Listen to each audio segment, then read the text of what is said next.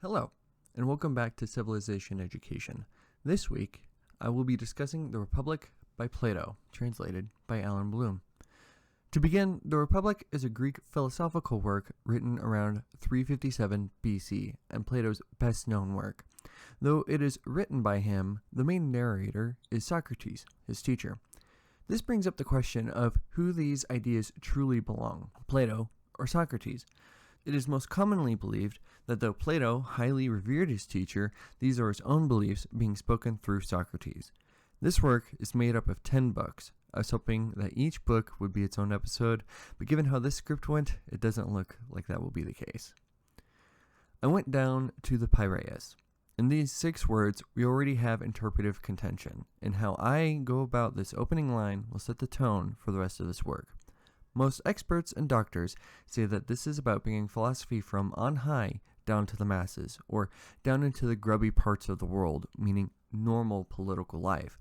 This is not the hermeneutic I will be following. A common pitfall that I believe most philosophers and those who study it fall into is overanalyzing. I will get into this later.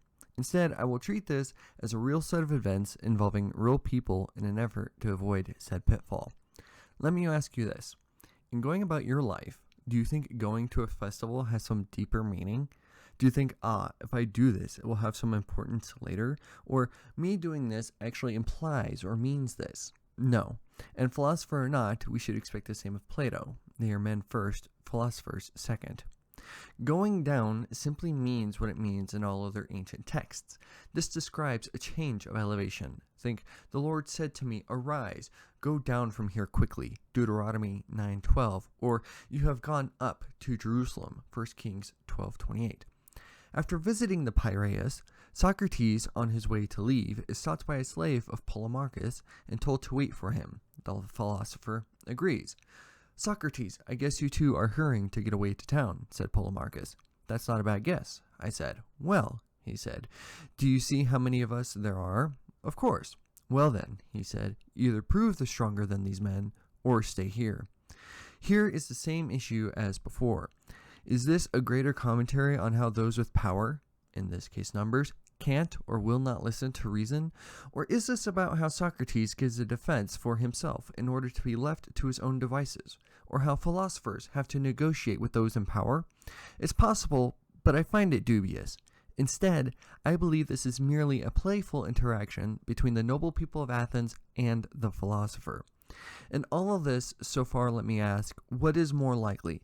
That all of this has a deeper meaning, every word and syllable is dripping with symbolism, or Plato is simply setting the scene?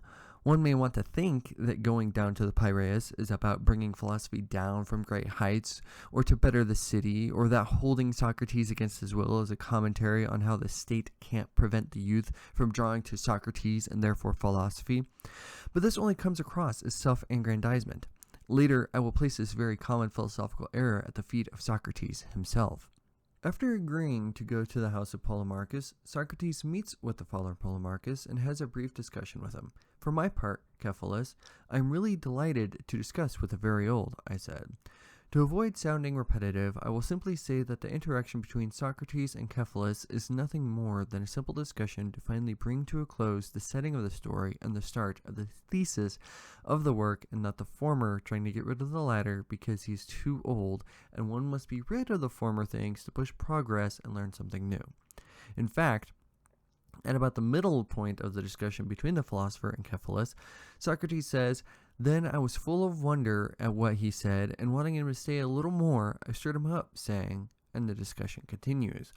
Those of the opposition have to give a defense of this. Their argument would have to be either he just wanted further clarification on what was just said, as he does with everyone else, which I will admit is possible, or that Socrates changes his mind later and wants Cephalus gone then, but not now. Finally, with the scene set, I will be getting into the actual philosophy of this work.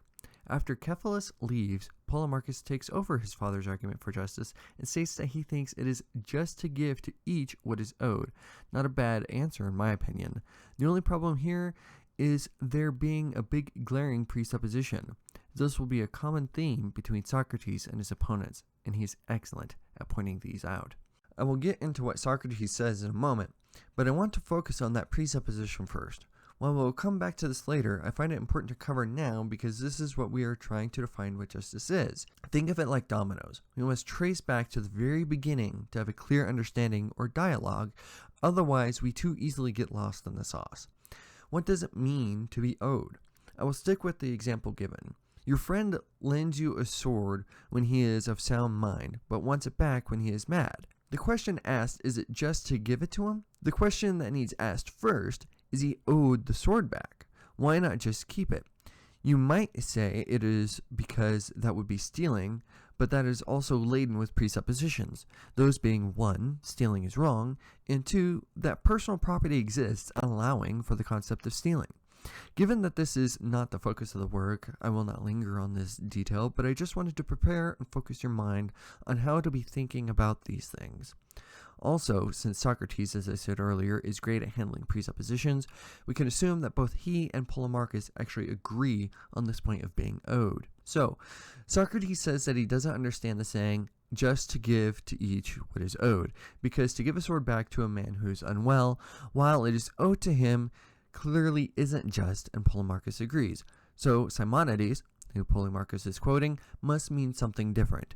Again, we have an argument, and now the stipulation is that friends owe it to friends to do some good and nothing bad, but to enemies, just to give to each what is owed, and that would be harm. This idea of justice should sound familiar. In what instances might this standard apply to you? Perhaps your family, your nation. We can even get a little silly with it and apply this to sports. This is the basic groundwork needed for civilization. Your friends are those who are aligned with you in opinion, need, or desire, and your enemies would be anyone contrary to those things. After Polemarchus offers this new idea of what justice is, Socrates then goes on a long back and forth in an effort to find if what Simonides meant by what is owed is what is fitting. And this is because if a friend asks for something that might cause them harm and you acquiesce, then you can't be doing justice because that requires you to do what is good for them. In this passage, Socrates goes on to list arts, or as we would call them professions, such as a doctor, a pilot, farmer, cobbler, musician, and soldier, to ascertain which art the just man belongs, so as to know how the man carries out doing good and harm, like a doctor knows what is fitting, both to do good to friends and harm to enemies. After Socrates establishes that there is no art for the just man, he points out that the arts themselves are not just, only the conduit through people act to do either justice or injustice. He makes this clear by highlighting the fact that a boxer is the best at throwing a punch and also guarding against it, a doctor at curing and producing disease, a guard at protection and stealing. Once Polemarchus agrees to the conclusion, Socrates says the just man must be some sort of robber because justice seems to be the art of thievery. For to be a liar and a burglar is to maximize the benefit of friends and harm enemies. Polemarchus, taken back, denies that this must be what justice and a just man must be. While he affirmed what Socrates seemed to be saying, he no longer knows what he meant himself after this roller coaster. And having been in his shoes in many situations, I sympathize. That's it for now. Please join me next time as we continue on through Book 1 of Plato's Republic.